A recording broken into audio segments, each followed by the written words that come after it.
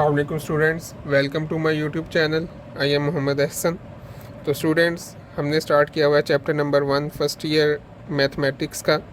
इसमें आज हमारा टॉपिक है प्रॉपर्टीज़ ऑफ रियल नंबर्स।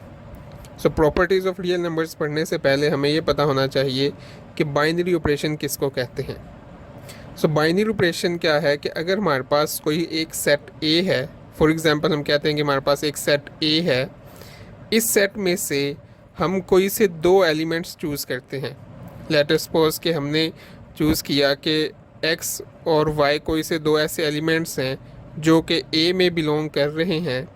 तो अगर हम इन दो एलिमेंट्स पे कोई भी ऑपरेशन अप्लाई करें और इसका जो आंसर है वो कोई एक वैल्यू आए, दो एलिमेंट्स पे ऑपरेशन अप्लाई किया और ऑपरेशन अप्लाई करने से कोई एक एलिमेंट आए, for example Z.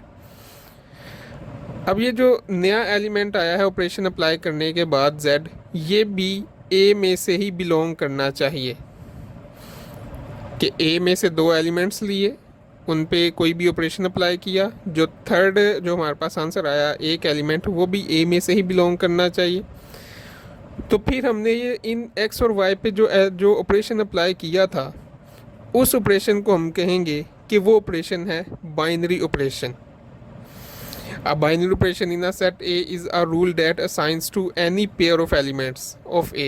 Pair of elements of A यानी कि कोई से दो एलिमेंट्स A के जो उनको असाइन करे another element of A, कि वो जो ऑपरेशन अप्लाई करने से हमारे पास A का एक और एलिमेंट बन जाए, तो वो Z बन गया। अब इसमें ये एक लाइन लिखी हुई है टेकन इन डेफिनेट ऑर्डर, कि हमारे पास जो सेट A है वो कोई एक उसके जो एलिमेंट्स हैं वो एक डेफिनेट ऑर्डर में आने चाहिए। जिस तरह जो रियल नंबर्स का सेट है वो एक ऑर्डर में है, या जो नेचुरल नंबर्स हैं 1 2 3 4 5 6 7 8, तो ये भी एक ऑर्डर है। तो इस तरह ऑर्डर वाइज हमारे पास कोई सेट होना चाहिए, उसमें से ही हमने एलिमेंट्स चूज़ करने हैं और आंसर भी उसी सेट में से आना चाहिए। और बाइनरी ऑपरेशंस कौन से होते हैं, जिस तरह के जो हम पढ़ते हैं अमूमन एडिशन के, मल्टीप्लिकेशन के, डिवीजन के, या इसके बाद आ जाता है यूनियन और इंटरसेक्शन वगैरह। तो ये जितने भी इस तरह के ऑपरेशंस हैं इन सबको बाइनरी ऑपरेशंस कहा जाता है। अब नेक्स्ट आ जाते हैं हम रियल नंबर्स की प्रॉपर्टीज़ पे। तो सबसे पहले हमारे पास मौजूद हैं यहाँ पे एडिशन लॉज। एडिशन लॉज में जो सबसे फर्स्ट वाली प्रॉपर्टी है वो है इसकी क्लोजर प्रॉपर्टी।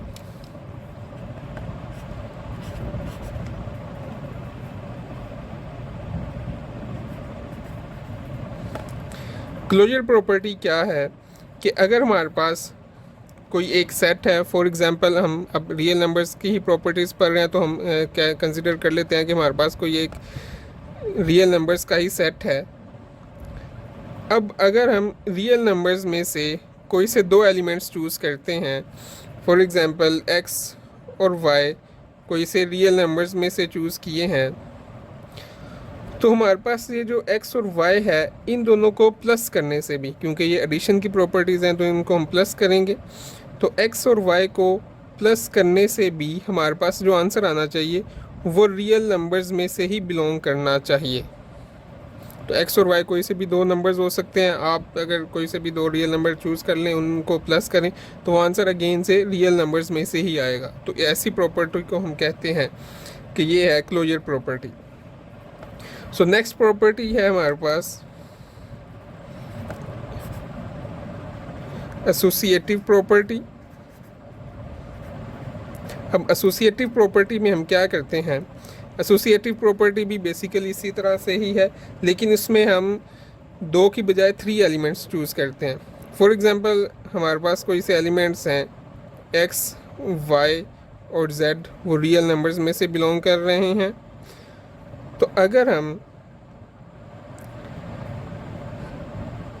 इसको इस तरह से लिख लें कि y और z को पहले प्लस करें और इसका जो आंसर आए उसमें x को प्लस कर दें, तो ये भी वही आंसर आएगा अगर हम x और y को पहले प्लस कर लें और फिर जो इसका आंसर बने उसमें z को प्लस कर लें, तो ये दोनों आपस में इक्वल होंगे। तो ये है इसकी associative property.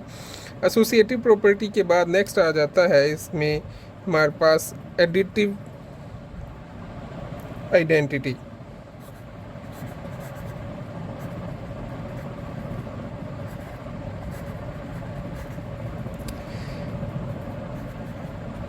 Additive identity. Identity basically हमारे पास आइडेंटिटी हम ऐसे किसी भी ऐसे एलिमेंट को कहते हैं कि जो कभी भी चेंज ना हो। अब एडिटिव आइडेंटिटी क्या है? एडिटिव आइडेंटिटी उसको कहते हैं कि अगर ये जिस तरह हम सेट ऑफ रियल नंबर्स को ही लेके चल रहे हैं, अगर हम सेट ऑफ रियल नंबर्स में से कोई सा एक एलिमेंट चूज़ करते हैं एक्स बिलोंग कर रहा है सेट ऑफ रियल नंबर्स में से। अब अगर हम इस एक्स में कोई ऐसा एलिमेंट ऐड करें, एक्स में कोई सा एक ऐसा एलिमेंट ऐड करें कि वो अगेन से हमारे पास जो नंबर है वो एक्स के इक्वल ही आ जाए, यानी कि एक्स प्लस यहाँ पे कोई भी एक ऐसा एलिमेंट लगाना है कि जो एक्स में प्लस करें तो अगेन से एक्स बन जाए। तो वो रियल नंबर्स में वो बस एक ही ऐसा एलिमेंट है कि जिसको किसी भी नंबर में प्लस करें तो अगेन से वही नंबर आ जाए, तो वो नंबर है हमारे पास ज़ीरो। तो किसी भी सेट में अगर ज़ीरो मौजूद है तो इसका मतलब है कि उस सेट में एडिटिव आइडेंटिटी मौजूद है। अगर ज़ीरो किसी भी सेट में नहीं है, फॉर एग्ज़ाम्पल जिस तरह नेचुरल नंबर्स हैं उनमें ज़ीरो नहीं है, तो यानी कि उस सेट में एडिटिव आइडेंटिटी मौजूद नहीं है। अगर किसी भी सेट में ज़ीरो है तो वो एडिटिव आइडेंटिटी उसमें मौजूद है। एडिटिव आइडेंटिटी के साथ साथ अब नेक्स्ट हमारे पास है इसका एडिटिव इन्वर्स।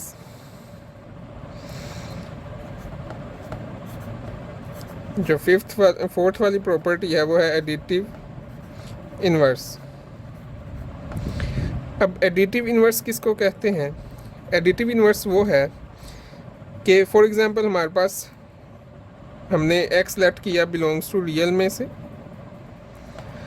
अब हम एक्स में कोई एक ऐसा एलिमेंट ऐड करें कि आंसर उसका आए ज़ीरो, यानी कि जो एडिटिव आइडेंटिटी है ज़ीरो वही इसका आंसर आना चाहिए।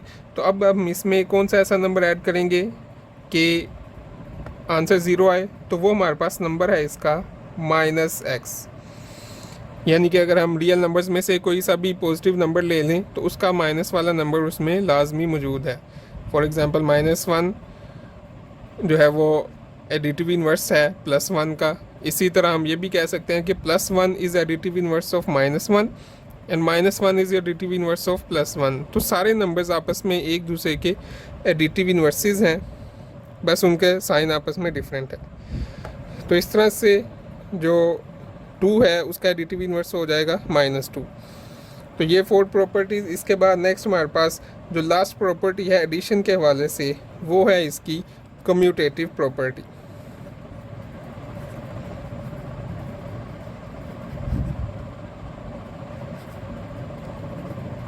अब कम्यूटेटिव प्रॉपर्टी क्या है कि अगर हमारे पास हमने रियल नंबर्स में से कोई से दो एलिमेंट्स चूज़ किए, एक्स और वाई बिलोंग्स टू रियल, अगर हम x प्लस वाई करें तो इससे भी वही आंसर आएगा जो y प्लस एक्स का आएगा।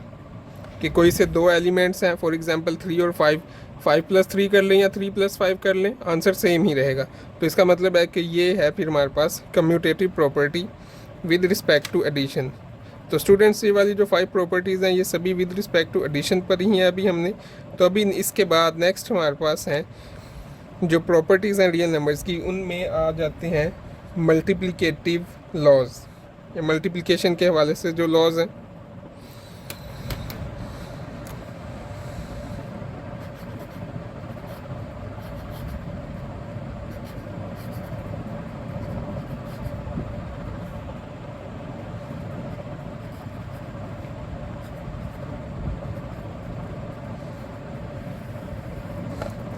तो स्टूडेंट्स जो मल्टीप्लिकेशन लॉज हैं वो भी सेम इसी तरह से ही हैं जिस तरह ये हमारे पास एडिशन के लॉज हैं, बस उसमें डिफरेंस ये आ जाएगा कि यहाँ पे हमने प्लस यूज़ किया है, मल्टीप्लिकेशन लॉज में आ जाएगा मल्टीप्लाई। यहाँ पे प्लस यूज़ किया, इधर भी मल्टीप्लाई आ जाएगा। लेकिन ये वाली दो जो प्रॉपर्टीज़ हैं ये थोड़ी सी डिफरेंट हो जाएंगी, लेकिन वो भी इतना डिफरेंट नहीं है, वो भी ईजी है। तो सबसे पहले वाली तो आ गई इसकी क्लोजर की ही प्रॉपर्टी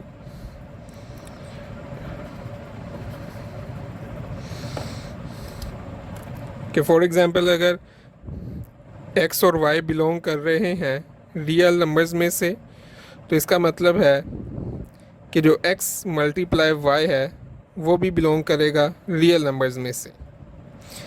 इसी तरह नेक्स्ट इसकी प्रॉपर्टी है associative with respect to multiplication. अब एसोसिएटिव में क्या है कि जिस तरह हमने एडिशन में थ्री वैल्यूज़ यूज़ की थी, इसी तरह अब यहाँ पे भी हम कोई सी थ्री वैल्यूज़ चूज़ करेंगे। फॉर एग्ज़ाम्पल एक्स, वाई और जेड बिलोंग कर रहे हैं रियल नंबर्स में से। तो अगर हम इस तरह से फाइंड कर लें कि पहले वाई और जेड को मल्टीप्लाई करें और जो आंसर आए उसमें एक्स को मल्टीप्लाई करें, तो तब भी वही आंसर आएगा। अगर एक्स मल्टीप्लाई वाई पहले फाइंड कर लें और फिर इससे जो आंसर आए उसमें जेड को मल्टीप्लाई करें, तो इस तरह से ये एसोसिएटिव प्रॉपर्टी है। फिर उसके बाद नेक्स्ट, अब एडिशन लॉज में हमने पढ़ी थी एडिटिव आइडेंटिटी, मल्टीप्लिकेशन लॉज में हम पढ़ेंगे मल्टीप्लिकेटिव आइडेंटिटी। Multiplicative identity. तो स्टूडेंट्स, अब मल्टीप्लिकेटिव आइडेंटिटी क्या है?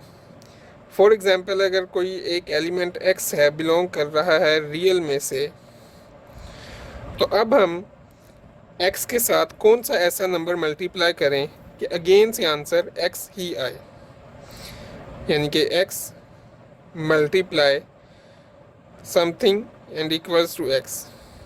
तो यहाँ पे जो हमारे पास नंबर आएगा वो होगा 1। मल्टीप्लाई के लिए स्टूडेंट्स ये वाला साइन भी यूज़ किया जा सकता है, या इसकी जगह पे डॉट भी लगाया जा सकता है। तो x multiply 1 equals to x। अब 1 के साथ कोई भी नंबर मल्टीप्लाई कर लें, अगेन से वही नंबर आ जाएगा। तो इसका मतलब है कि जो जितने भी रियल नंबर्स हैं उन सब का मल्टीप्लिकेटिव आइडेंटिटी एक ही है और वो है 1।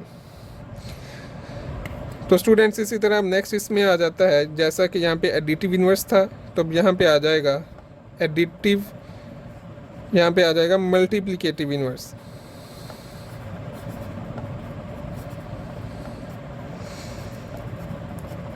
सो मल्टीप्लिकेटिव इन्वर्स क्या है? मल्टीप्लिकेटिव इन्वर्स में अगर x बिलोंग कर रहा है रियल में से, तो अब हमारे पास x के साथ हमने किसी ऐसे नंबर को मल्टीप्लाई करना है कि आंसर हमारे पास क्या आए, मल्टीप्लिकेटिव आइडेंटिटी, और वो है 1। मल्टीप्लिकेटिव इन्वर्स के लिए आंसर आना चाहिए 1, एडिटिव इन्वर्स के लिए आंसर आना चाहिए 0। सो मल्टीप्लिकेटिव इन्वर्स, अब x के साथ हम किस नंबर को मल्टीप्लाई करें कि हमारे पास आंसर 1 आए। जैसा कि अगर हमारे पास 2 है, तो 2 के साथ हम किसको मल्टीप्लाई करेंगे कि आंसर 1 आए, तो वो होगा 1/2, यानी कि जो भी नंबर है उसका रेसिप्रोकल ले लेंगे। तो अगर x है तो x का रेसिप्रोकल आ जाएगा 1/x। तो इस तरह से इनको मल्टीप्लाई करेंगे, ये x से कैंसिल हो जाएगा, तो ये हमारे पास इसका जो आंसर है वो 1 आ जाएगा। तो इसका मतलब है कि x का जो मल्टीप्लिकेटिव इन्वर्स है वो है उसका रेसिप्रोकल। तो इस तरह से कोई भी नंबर चूज़ कर लें रियल नंबर्स में से, हर एक रियल नंबर का जो भी रेसिप्रोकल होगा वो उसका मल्टीप्लिकेटिव इन्वर्स होगा। लेकिन इसमें एक कंडीशन ये है कि जो x है वो 0 के इक्वल नहीं होना चाहिए, क्योंकि अगर रियल नंबर्स में से, तो 0 भी रियल नंबर्स में से बिलोंग कर रहा है, लेकिन हमने इसमें मल्टीप्लिकेटिव इन्वर्स के लिए 0 को इसमें से माइनस कर देना है। 0 को क्यों माइनस करना है? क्योंकि अगर 0 का हम रेसिप्रोकल फाइंड करेंगे 1/0, तो 1/0 वो तो हमारे पास इन्फिनिटी वाली फॉर्म आ जाएगी, तो इसलिए हम इनको आपस में मल्टीप्लाई नहीं कर सकते। तो लिहाजा फिर मल्टीप्लिकेटिव इन्वर्स के लिए 0 इसमें इंक्लूड नहीं करते। अब इसमें लास्ट वाली प्रॉपर्टी है इसकी मल्टीप्लिकेशन लॉज के लिहाज से, वो भी इसमें कम्यूटेटिव ही है।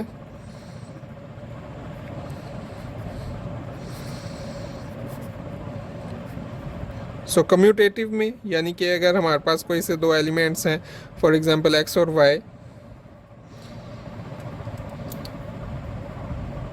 x और y कोई से दो एलिमेंट्स हैं जो रियल में से बिलोंग कर रहे हैं, तो x मल्टीप्लाई y इक्वल आएगा y मल्टीप्लाई x। यानी कि अगर 2 मल्टीप्लाई 3 कर लें तब भी आंसर 6 है, अगर 3 मल्टीप्लाई 2 कर लें तो तब भी आंसर 6 है। तो इस तरह ये हमारे पास इसकी एडिशन लॉज के हवाले से प्रॉपर्टीज़ और मल्टीप्लिकेशन लॉज के हवाले से प्रॉपर्टीज़ कंप्लीट हो गई। तो स्टूडेंट्स, पहले हमने जो प्रॉपर्टीज़ पढ़ी हैं वो मल्टीप्लिकेशन और एडिशन की दोनों डिफरेंट हैं। तो अब अगर एडिशन और मल्टीप्लिकेशन किसी एक ही प्रॉपर्टी में यूज़ हो जाए तो उस प्रॉपर्टी को हम कहेंगे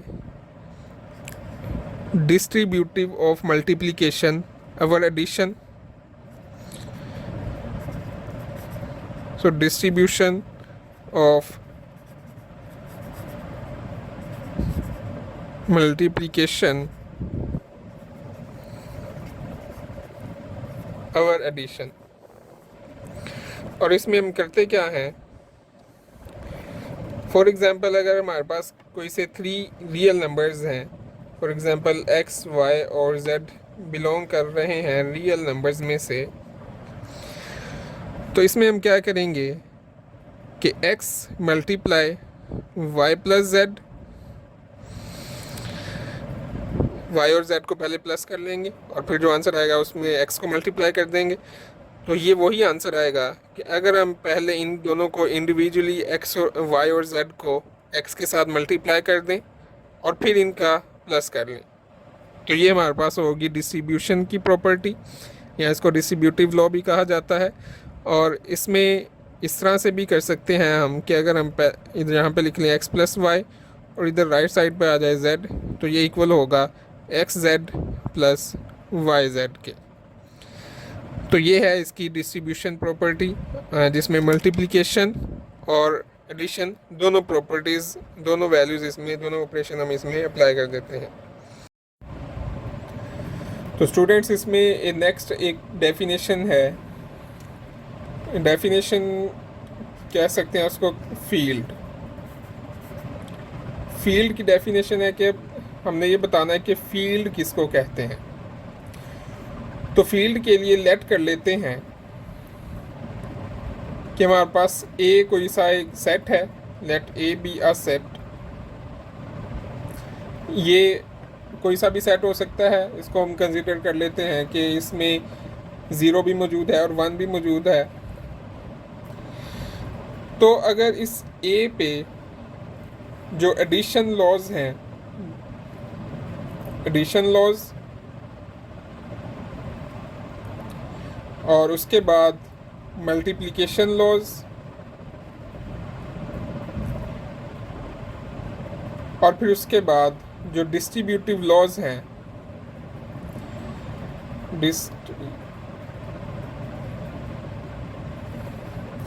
अगर ये तीनों लॉज जो अभी हमने पढ़े हैं, अगर ये तीनों लॉज इस ए सेट पे डिफ़ाइन हो जाते हैं, यानी कि इसमें जो एडिशन, जो क्लोजर प्रॉपर्टीज़ हैं, जो क्लोजर है, एसोसिएटिव है, additive identity, additive inverse, commutative वगैरह, वो सभी प्रॉपर्टीज़ और साथ साथ डिस्ट्रीब्यूटिव की प्रॉपर्टी भी इस सेट ए पे कंप्लीट फुलफिल हो जाती है, तो फिर हम कहेंगे कि ए इज़ आ फील्ड। सो अब ए में अब एक ये मसला है कि एडिशन के जो लॉज हैं, इसमें जब हम फाइंड करते हैं एडिटिव आइडेंटिटी, तो ज़ीरो तो इसमें होना चाहिए, किसी भी सेट में ज़ीरो होगा तभी तो एडिटिव आइडेंटिटी वाली इसमें जो प्रॉपर्टी है वो हम फुलफ़िल करवा सकेंगे।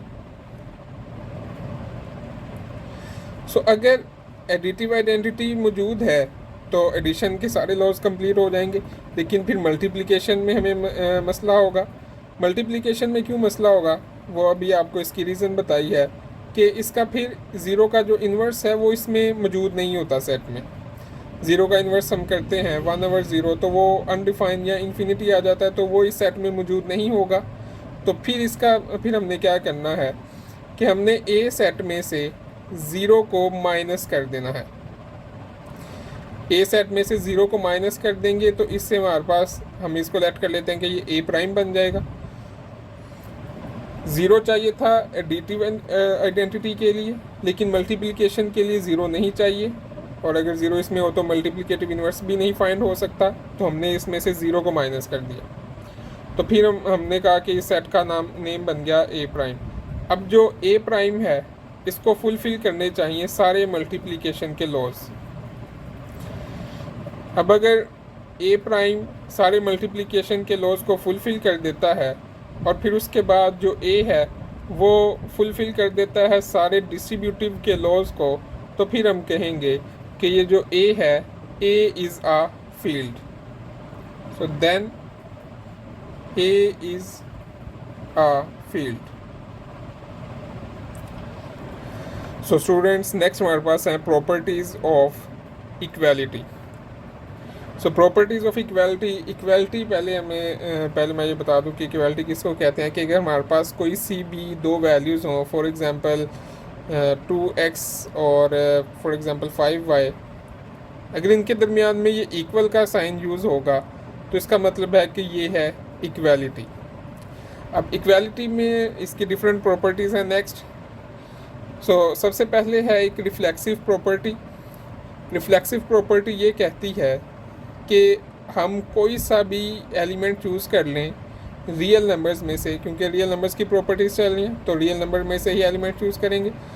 हम कोई सा भी x चूज़ कर लेते हैं रियल नंबर्स में से, तो रियल नंबर में अगर x चूज़ करते हैं तो x इटसेल्फ यानी कि अपने खुद के इक्वल होगा। For all x belongs to real numbers, x equal होगा x के, यानी कि अगर 2 चूज़ करते हैं रियल नंबर्स में से तो 2 इक्वल होगा 2 के। इसी तरह अगर 10 करते हैं तो 10 इक्वल्स टू 10। तो कोई भी नंबर चूज़ कर लें वो इटसेल्फ अपने ही इक्वल होगा। नेक्स्ट आ जाता है सिमेट्रिक प्रॉपर्टी कि फॉर एग्ज़ाम्पल अगर हमारे पास कोई से x और y मौजूद हैं, रियल नंबर्स में से हम कोई से भी x और y लेट कर लेते हैं, तो अगर x इक्वल होगा y के तो इसका मतलब है कि y इक्वल होगा x के। सिमेट्रिक प्रॉपर्टी है ये। जिस तरह सिमेट्री किसी भी शेप में सिमेट्री को कहा जाता है कि अगर उसकी जो बाउंड्रीज़ हैं वो आपस में सेम है, लेफ़्ट और राइट या अपर एंड लोअर, तो उसको हम सिमेट्री का कहते हैं। तो इसी तरह ये सिमेट्रिक है, सिमेट्रिक प्रॉपर्टी ऑफ इक्वालिटी कि अगर x इक्वल है y के तो इसका मतलब है कि y इक्वल होगा x के। इसी तरह अब नेक्स्ट है एक प्रॉपर्टी ट्रांजिटिव। इसमें हम कोई से 3 एलिमेंट चूज़ करेंगे। For example for all x y z belongs to real numbers, अगर x इक्वल है y के एंड, स्टूडेंट्स ये वाला साइन एंड का है, एंड y इक्वल है z के। अब x इक्वल है y के और y इक्वल है z के, तो इसका मतलब है कि जो x है वो इक्वल है z के। तो ये आ गई इसमें ट्रांजिटिव प्रॉपर्टी। अब नेक्स्ट हमारे पास है इसकी एडिशन की प्रॉपर्टी। एडिशन की प्रॉपर्टी ये है कि इसमें भी हम कोई से 3 एलिमेंट्स चूज़ करेंगे। फॉर एग्जांपल x y और z बिलोंग कर रहे हैं रियल में से, और कहा जाता है कि जो x है वो इक्वल है y के। तो अगर हम इसके लेफ़्ट और राइट दोनों साइड पे एक ही एलिमेंट को ऐड कर दें z को, तो फिर भी इक्वालिटी सेम ही रहेगी। फॉर एग्जांपल अगर 2 इक्वल्स टू 2 है, 2 के लेफ़्ट साइड पे भी जो इक्वालिटी है उसके लेफ़्ट साइड पे भी 3 ऐड कर दें और राइट साइड पे भी 3 ऐड कर दें तो 5 इक्वल्स टू 5 बन जाएगा। इसी तरह अगर x इक्वल्स टू y है और इन दोनों के साथ हम ऐड कर देते हैं z को, x प्लस z तो y प्लस z, तो ये वैल्यूज़ भी आपस में इक्वल होंगी। तो ये है इसकी एडिशन की प्रॉपर्टी। और मल्टीप्लिकेशन के लिए भी हमें कोई से 3 एलिमेंट्स चाहिए। तो for example 3 elements x y और z ही हैं जो रियल में से बिलोंग कर रहे हैं। So if x equals to y है then x multiply z equal होगा y मल्टीप्लाई z, कि अगर x और y इक्वल हैं तो इनके साथ दोनों तरफ कोई सा भी एक सेम नंबर मल्टीप्लाई कर दें तो इससे भी आंसर सेम ही आएगा। फॉर एग्जांपल 2 इक्वल है 2 के, और अगर इसमें 5 को मल्टीप्लाई कर दिया जाए, 2 के साथ 5 को मल्टीप्लाई करें वो भी 10 हो जाएगा, इधर 2 के साथ 5 को मल्टीप्लाई करें तो इधर भी 10 हो जाएगा। तो 10 इक्वल्स टू 10, तो इस तरह इसकी ये मल्टीप्लिकेशन की प्रॉपर्टी भी फुलफ़िल होती है रियल नंबर्स में। इसी तरह अब नेक्स्ट हमारे पास आ जाता है cancellation with respect to addition. अब कैंसलेशन का क्या मतलब है, इसमें भी कोई से 3 एलिमेंट्स चूज़ करते हैं, और इसमें जिस तरह हमने ये एडिटिव प्रॉपर्टी पढ़ी है इसमें ये था कि इफ़ x इक्वल है y के then x plus z equal है y प्लस z के। लेकिन कैंसलेशन में हम क्या करेंगे कि if x plus z equal है y प्लस z के, तो हम इसके दोनों साइड से ये जो प्लस वाली प्लस जेड है दोनों साइड से कैंसिल कर देंगे, तो हमारे पास क्या बच जाएगा, x इक्वल्स टू वाई। यानी कि जो एडिटिव प्रॉपर्टी है उसका जो रिवर्स प्रोसेस है वो है cancellation with respect to addition. इसी तरह जो मल्टीप्लिकेटिव प्रॉपर्टी है उसका रिवर्स प्रोसीजर है cancellation with respect to multiplication. यानी कि अगर x मल्टीप्लाई z इक्वल है, if x multiply z equal है y मल्टीप्लाई z, तो इसका मतलब होगा कि जो x है वो इक्वल है y के, क्योंकि इसमें दोनों साइड में हम z को कैंसिल कर सकते हैं। तो ये आ गया मल्टीप्लिकेटिव प्रॉपर्टी के रिवर्स प्रोसीजर। तो स्टूडेंट्स नेक्स्ट हमारे पास आ जाती हैं प्रॉपर्टीज़ ऑफ इनइक्वालिटी। इक्वालिटी के बाद प्रॉपर्टीज़ ऑफ इनइक्वालिटी। अब इनइक्वालिटी किसको कहते हैं कि अगर हम कोई सी भी टर्म देखें एक्स और वाई, या कोई सी भी इक्वेशन अगर देखते हैं उसमें अगर लेस देन का साइन आ जाए, ग्रेटर देन का साइन आ जाए, लेस और इक्वल का साइन आ जाए, ग्रेटर और इक्वल का साइन आ जाए, तो फिर ऐसी एक्सप्रेशन को हम कहेंगे कि वो है इनइक्वालिटी। सो अब इनइक्वालिटी की आगे डिफरेंट प्रॉपर्टीज़ हैं। First one is trichotomy. Trichotomy property ये कहती है कि अगर हमारे पास x और y कोई से दो नंबर्स हैं जो बिलोंग कर रहे हैं रियल्स में से, तो अगर x और y रियल में से बिलोंग कर रहे हैं तो इस पर तीन तरह की कंडीशंस हो सकती हैं। फर्स्ट कंडीशन इज़ दिस, या तो x इक्वल होगा y के, एंड सेकंड कंडीशन इज़ या तो x ग्रेटर देन होगा y के, and third and last condition is this कि x is greater than y। सो यहाँ x y के इक्वल है, या x लेस देन y है, या x ग्रेटर देन y है। ये आगे इसकी ट्रिकोटोमी प्रॉपर्टी। नेक्स्ट है इसकी ट्रांजिटिव प्रॉपर्टी। सो ट्रांजिटिव में क्या है कि अगर फॉर एग्ज़ाम्पल ट्रांजिटिव भी दो तरह से हैं कि अगर फॉर एग्ज़ाम्पल हमारे पास कोई से थ्री नंबर्स हैं x y और z बिलोंग कर रहे हैं अगर रियल्स में से। सो फर्स्ट ये है कि अगर x ग्रेटर देन है y के एंड y ग्रेटर देन है z के, तो इसका मतलब होगा कि जो x है वो ग्रेटर देन है z से। For example 5 is greater than 3 and 3 is greater than 1, तो अल्टीमेटली 5 इज़ ग्रेटर देन 1। तो ये भी वही है कि x greater than y and y greater than z, this implies x greater than z। Second इसकी प्रॉपर्टी ये है कि if x is less than y and y is less then z, तो इसका मतलब होगा इनके अगर 1 लेस देन है 3 से और 3 लेस देन है 5 से, तो 1 लेस देन होगा 5 से, तो इसका मतलब है कि x is ultimately less than z। तो सो ट्रांजिटिव में इस तरह दो तरह की प्रॉपर्टीज़ हैं, लेस और ग्रेटर के लिहाज से। अब नेक्स्ट है एडिशन, एडिटिव प्रॉपर्टीज़। अब एडिटिव प्रॉपर्टीज़ की हमारे पास 4 तरह की टाइप्स हैं। तो सबसे पहले है कि फॉर एग्ज़ाम्पल अगर x और y और z, अब इसमें अब हम कोई से 4 एलिमेंट्स चूज़ कर लेते हैं। For example x y z और let us suppose w belong कर रहे हैं रियल्स में से। सो अगर x ग्रेटर देन है y के, x is greater than y and, तो इसमें अगर हम कोई सा एक element z for example x में भी z को ऐड कर देते हैं और y में भी z को ऐड कर देते हैं, और z आपस में चूँकि इक्वल है तो इसका मतलब होगा कि x plus z is also greater than y plus z।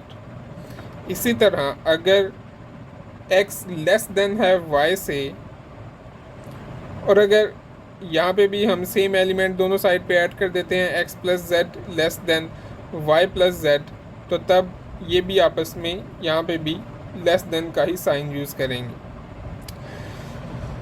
So students इसमें अब नेक्स्ट हमारे पास प्रॉपर्टी आ जाती है कि इफ़, यही इसी प्रॉपर्टी का सेकंड पार्ट है, if x is greater than y and z is greater than w। x greater than y है और z ग्रेटर देन है w के, तो अगर हम x प्लस z करेंगे और यहाँ पे y प्लस w करेंगे, क्योंकि x और z दोनों वो वैल्यूज़ थी जो दोनों y और w से ग्रेटर हैं, तो अब यहाँ पे भी हम ग्रेटर देन का ही साइन यूज़ करेंगे कि कोई सी दो बड़ी वैल्यूज़ को मल्टीप्लाई किया तो वो इक्वल आ गई, ग्रेटर देन आ गई कोई सी दो छोटी वैल्यूज़ के एडिशन के equal. For example 10 is greater than y and 15 is greater, for example 10 is greater than 5 and 15 is greater than for example 9। तो इस तरह हम कोई इनकी कोई सी भी वैल्यूज़ को लेट करके तो ये प्रूव कर सकते हैं। सो इसी तरह अब इसका रिवर्स प्रोसीजर है कि अगर x है less than y and z is less then w, तो इसका मतलब होगा कि जो x प्लस z है और जो y प्लस w है इसमें भी, क्योंकि यहाँ पे लेस देन का साइन यूज़ किया गया है, तो इसमें भी हम यहाँ पे लेस देन का ही साइन यूज़ करेंगे। सो ये होगी इसकी एडिटिव प्रॉपर्टी ऑफ इनइक्वालिटी। अच्छा, तो स्टूडेंट्स अब एडिटिव प्रॉपर्टीज़ के बाद अब इनइक्वालिटीज़ के लिहाज से हमारे पास नेक्स्ट है मल्टीप्लिकेटिव प्रॉपर्टीज़। सो मल्टीप्लिकेटिव प्रॉपर्टीज़ क्या हैं, ये भी हमारे पास डिफरेंट टाइप्स की हैं। सबसे पहली टाइप ये है कि इफ़ फॉर एग्ज़ाम्पल हमारे पास कोई से 3 एलिमेंट्स हैं x, y और z बिलोंग कर रहे हैं रियल्स में से। अब इसमें हमने सबसे पहले एक कंडीशन सेट करनी है, वो ना तो x और y ना x पे सेट करनी है ना ही y पे, बस हमने z पे कंडीशन ये सेट करनी है कि ये ग्रेटर देन 0 होना चाहिए, यानी कि कोई भी पॉजिटिव नंबर होना चाहिए। सो अगर x ग्रेटर देन है y के और z ग्रेटर देन है 0 के, यानी कि z एक पॉजिटिव नंबर है, तो अगर हम यहाँ पे z को मल्टीप्लाई कर दें लेफ़्ट और राइट दोनों साइड पे, यानी कि x मल्टीप्लाई z और y मल्टीप्लाई z, तो तब भी x वाली जो वैल्यू है वो ग्रेटर देन होगी y वाली वैल्यू से। और सेकंड वन इसकी ये है कि if x is less than y then, तो इसमें भी यही होगा कि x multiply z is less than y multiply z। अब इसकी सेकंड प्रॉपर्टी ये है कि x, y और z ये तो बिलोंग कर रहे हैं रियल्स में से ही, लेकिन कंडीशन अब थोड़ी सी चेंज कर दी। यहाँ पे z ग्रेटर देन 0 था, अब हमने लेट कर लिया कि z इज़ लेस देन 0। तो z अगर लेस देन 0 है तो यानी कि यह कोई भी नेगेटिव नंबर होगा। सो इफ़ अब इस कंडीशन में अगर x ग्रेटर देन y है और इसके साथ अगर हम z को मल्टीप्लाई करते हैं तो x मल्टीप्लाई z और y मल्टीप्लाई z, क्योंकि अगर माइनस का नंबर किसी भी नंबर से मल्टीप्लाई करते हैं तो वो हमारे पास उसका साइन चेंज कर देता है। तो अगर x ग्रेटर देन है y से तो फिर इस मल्टीप्लिकेशन के बाद ये लेस देन हो जाएगी। इसी तरह अगर पहले x लेस देन है y से तो मल्टीप्लिकेशन के बाद जो x वाली टर्म है वो ग्रेटर देन हो जाएगी y वाली टर्म से, यानी कि xz is greater than yz। तो आप इसमें -1 z को माइनस का कोई भी नंबर लेट करके तो x और y के साथ मल्टीप्लाई करवा के देखें, ये हमेशा इसी तरह से ही वैल्यूज़ बनेंगी। अब थर्ड वन इसकी प्रॉपर्टी ये है, अब यहाँ पे हमने 4 वैल्यूज़ यूज़ करनी है। For example x, y, z और w कोई सी 4 वैल्यूज़ हैं जो बिलोंग कर रही हैं रियल्स में से। अब इसमें हमने ये कंसिडर करना है कि ये सारी जो वैल्यूज़ हैं ये सभी हैं पॉजिटिव, ये जितनी भी ये वैल्यूज़ हैं 4 ये सभी पॉजिटिव होनी चाहिए। अब इसमें हम क्या करेंगे कि फ़र्स्ट वाली ये है कि अगर x ग्रेटर देन है y से एंड z ग्रेटर देन है w से, सो x और z को अगर आपस में मल्टीप्लाई कर दें और y और w को आपस में मल्टीप्लाई कर दें तो तब भी x और z चूँकि पहले भी ग्रेटर थे तो मल्टीप्लाई होंगे, तब भी ये ग्रेटर ही रहेंगे। इसी तरह सेकंड वन इज़ कि अगर x लेस देन है y से एंड z लेस देन है w से, तो अगर x और z को आपस में मल्टीप्लाई कर दिया जाए y और w को आपस में मल्टीप्लाई कर दिया जाए तो तब भी x और z वाली वैल्यू जो होगी वो लेस ही होगी।